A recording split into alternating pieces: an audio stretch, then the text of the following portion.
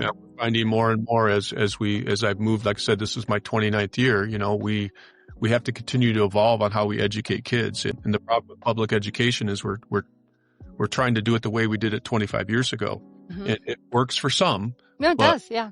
For some kids in a population of kids, it doesn't work. And we're moving into a digital age, with the AI that's moving in there. We just got to continue to evolve and take risk and to try to really, know what our students need and what are our students interested in, and really try to provide the best experience for them for their educational pathway. Hello, everyone, and welcome to the Brighter Together podcast. My name is Janet Courtney, and my special guest today is Steven Spenner.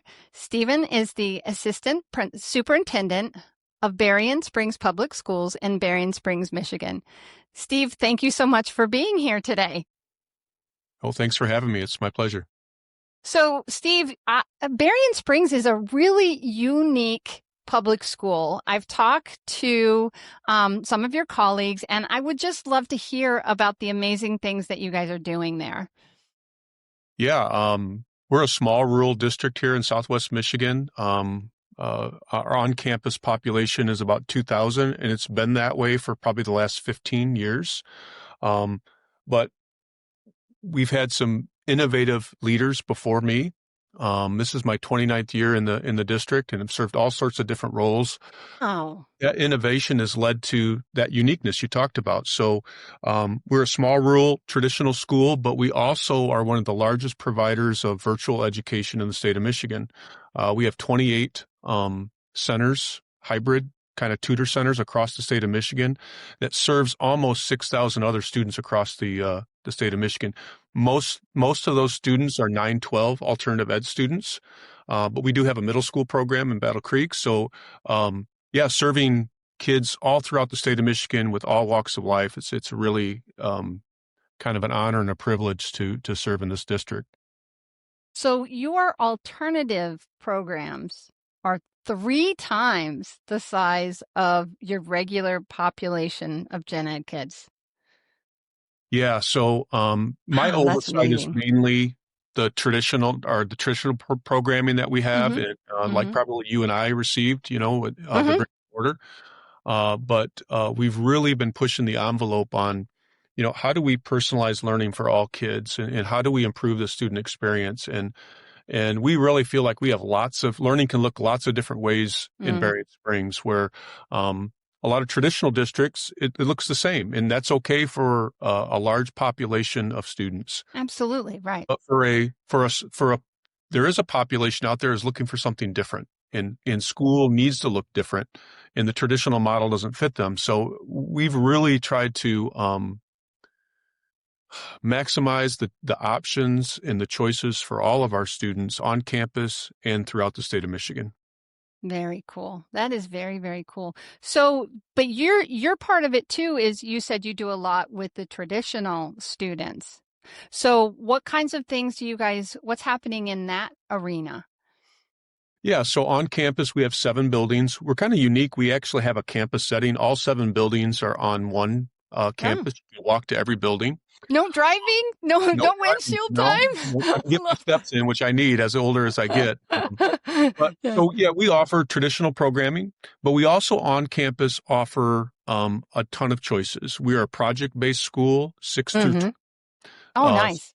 So we have exhibition nights where students can come in and express their learning in different ways. In a lot of traditional schools, it's a written test.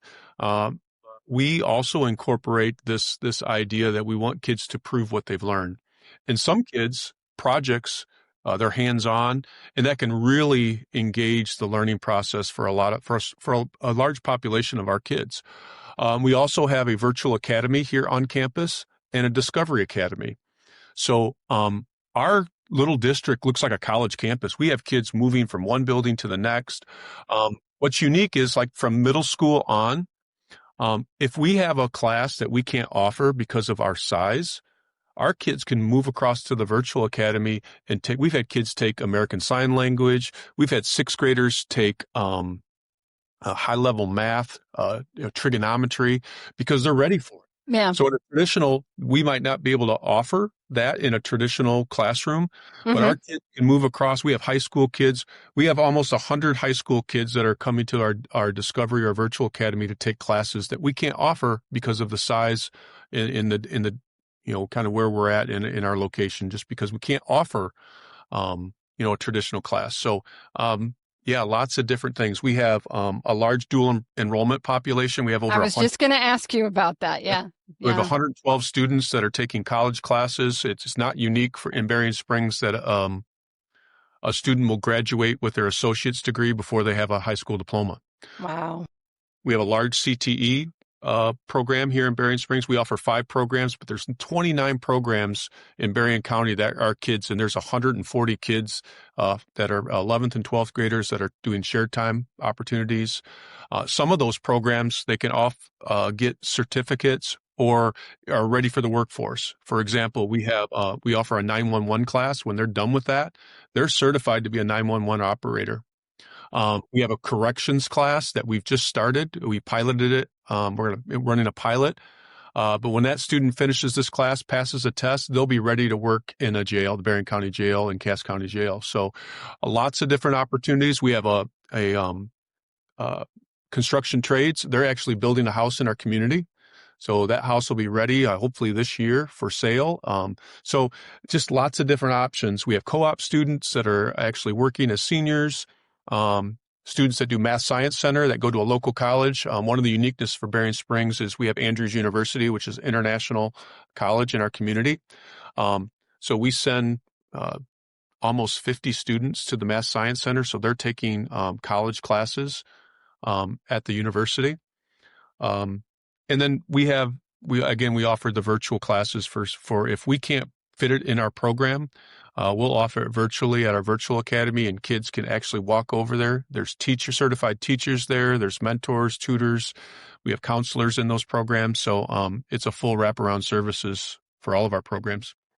So with your students I know you have the online and the virtual school. If they are a traditional student that just wants the virtual, it does better in a virtual setting, can they make that choice instead of coming to the campus?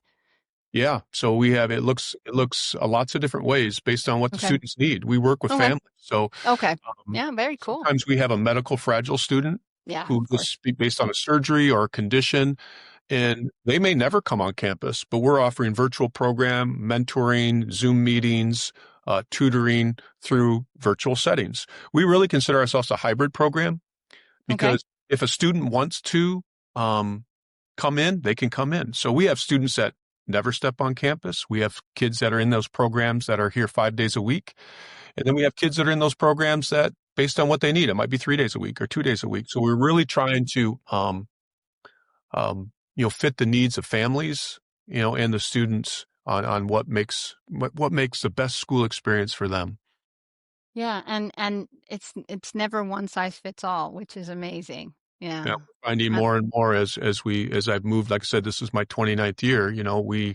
We have to continue to evolve on how we educate kids, and the problem with public education is we're trying to do it the way we did it 25 years ago. Mm-hmm. It works for some, No, it but does. Yeah.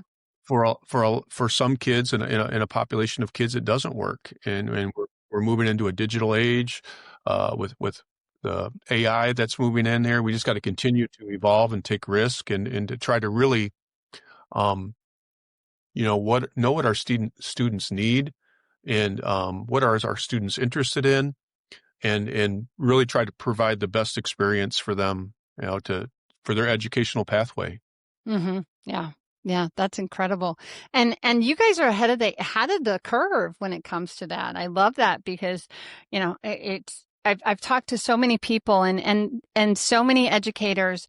Everybody wants to do what's absolutely best for the kids. They really do. I mean, and I've talked, we stepped into the political it's such a hot button, for education and everything. And, but I've said multiple times on this show, I don't care what side of the aisle you're on. I don't care what your political lean is. Everybody wants kids to be educated. Everybody wants what's best for their children. And that's the reality of what we as educators and what you are trying to do every single day, right? So just curious about what your insights are on that. I think there's obviously lots of struggles in public education, and we could go down lots of pathways there. But I think um, teacher efficacy is something since COVID that we've really tried to focus on. That we have great staff, we have great teachers, but it's hard work. Mm-hmm. Personalizing learning is hard work. It's not a one size fits all. So um, just continuing to give our teachers resources and support and giving them the ability, the autonomy to take risk and to change. That's hard for educators. And so Mm-hmm. this whole teacher advocacy is, do I believe that I have enough to move the needle on all kids? And that is that's a heavy burden for all public educators. So I think that is a big focus for us, is to give our staff the resources and the autonomy and the belief that they can do it, and we have great people and we can. And then just to keep up with the innovation. I mean, like you said, just in my 30 years, the classroom experience has changed so much with when my first year teaching, I didn't even have a computer. It was, Mm-hmm. the grade book was in the lesson plan book, Yep. Yep. and now every kid has a device. We're a one-to-one district. Uh, Good. and we actually, have the means to be able to, if our kids don't have internet, we'll offer internet on MiFi for them. So, just to continue to update with innovation and technology, and it's running at warp speed. Mm-hmm. And that's hard because I think it's human nature to want to say, hey, this is how I do it. This is what's worked in the past. And to get people to sit there and to constantly self-reflect and to re-engage with, how do I do this? And how do I improve my practice? And this whole idea of this continuous improvement. So I would say those are two things. It's difficult, but those goals are achievable. And we have a great staff, and we have a great leadership team, and we're certainly not perfect. We have a lot of things that we're working on a daily basis. But I think those are two things. And I think those aren't unique to Barian Springs. I think those are just what you come up against in public education right now. It's there's a lot of with social media and with the ability to communicate instantaneously. A lot of our staff kind of often feels beat up over things, and the emphasis on test scores and all those things are constantly, on their minds. So we've really tried to improve teacher efficacy and really try to give teachers autonomy to continue to grow in their professional practice. We all feel it. Students are struggling more than ever with emotional and behavioral challenges. Lighthouse Therapy offers virtual, hybrid, and in-person behavioral and mental health support that builds around your school environment. Our licensed professionals are trauma-informed, experienced, and trained to work with K-12 students and staff. You don't get a cookie-cutter approach. You get a partner who listens, adapts, and builds trust. Because when students feel safe and seen, they thrive. Learn how you can get support at your school at lighthouse-therapy.com/brighter together. And I think when it comes from leadership, when it comes from above and you give good people the opportunity to try and to try something that they've never done before, and the feeling that even if it's not perfect, that I'm moving in a direction, and you give them that ability. The worst thing you can do is beat up somebody who tried, right? Yeah. And I think all of us at one point or another in our lives have had something where we felt like we failed, and then somebody just like beat us up for it. But when you do exactly what you're doing, when you give your people the opportunity to say, hey, I think that I want to try this, and then they do it. And even if it's not perfect, they can self-reflect then and look at it and go, okay, this worked, this didn't, right? And then it's everybody wins. I mean, because you end up with getting something better the next time and the next time and the next time. Yeah, I think you hit the nail right on the head there, that failure is often our best teacher. Mm-hmm. And give our staff the ability to take some risk and fail with that self-reflection piece is Yes, critical. it's important. Yeah. How do I take the information that I gain from that day, from that week, from that month, and how do I change my practice based on what do I like and what do I don't like? And that's what we're trying to create a culture of like, hey, take the risk. If it's great, keep doing it. If it's not great, then that's where that self-reflection piece is, and work with your building leader and work with your team, your PLC team, and figure out what am I willing to change, because that's what would be best for kids. Right. And Mm-hmm. that's the culture that we're trying to do and trying to create here in Barian Springs. We have this mantra that we want our kids to run to us, but also for our staff, we want them to run to us. We want Barian Springs to be a destination location for all public employees that might want to come here and join our team. Very cool. That's very, very exciting. So how do you deal with test scores and grades and all of those things? How does that flesh out with, because I know that's one of the questions that somebody that's in a traditional model that maybe wants to step into this, but that, but what about, how do you handle that? Yeah, we have district goals that are tied to proficiency scores. Okay. But we monitor all sorts of data. Proficiency is a big piece of what we do. We need our kids to get to that standard, Right. that grade level standard. Okay. So we monitor that, we track that, and I'll be honest, we're not where we want to be when it comes to proficiency. But we also monitor growth, which is when our kids start in the fall, where did they end in the spring? So that's an important metric that we want to see. How much impact is our teacher having on in that year? So we monitor that. And then those are pieces of the whole puzzle when we're evaluating, what is, how we're doing in the classroom. And, so it's important. It's an important piece. It's not the only piece. Right. We really want to educate the whole child.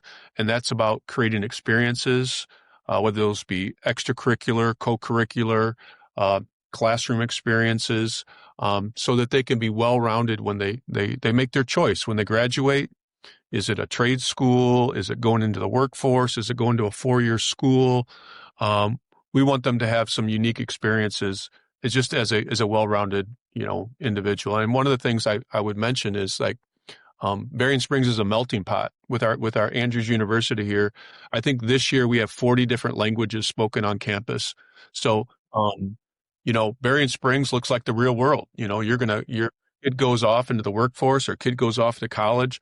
They're going to see all sorts of cultures and ethnicities and languages spoken, and we really relish that as a district. That makes us unique over some of our districts that are next to us. Don't have that demographic that we have because of our location.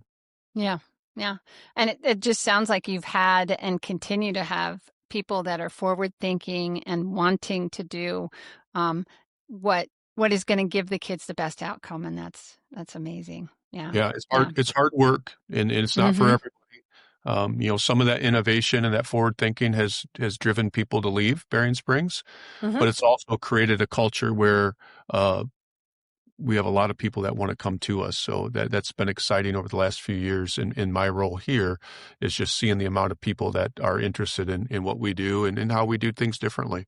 Yeah. Yeah, for sure.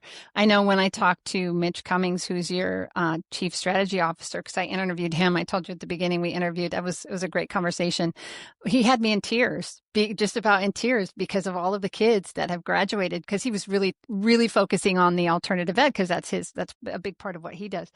But it's just a beautiful thing when kids get the opportunity to grow with how God made them, right? How am I wired? And now I'm getting educated in a way that allows me to learn and in an environment where with how I'm wired and how I think. I tell you, I'm an experiential learner, so I'm right there with the kids that want to do those things. Because you give me a manual, I'm like, I'm lost. I don't want to have to read the book. Show me how to do it.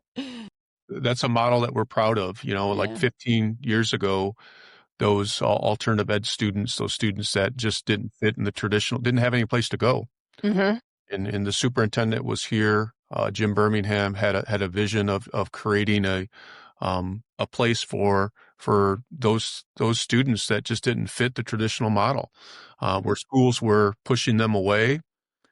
we became a place where we were accepting those kids and educating them. And our board has been very supportive because we know that that affects test scores.